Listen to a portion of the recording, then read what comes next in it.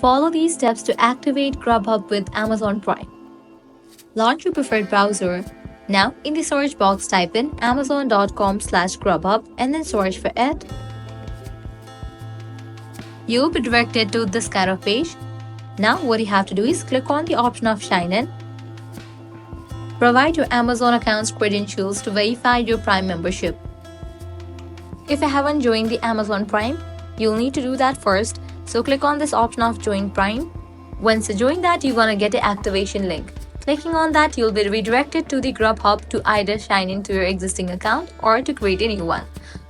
After you create your account in the Grubhub or log in with the existing account, your free Grubhub Plus membership will be active, allowing you to enjoy the associated benefits as long as your Amazon Prime membership remains active. So following these steps, you are able to activate Grubhub with Amazon Prime. If this guide was helpful, don't forget to like, share, and subscribe to our channel.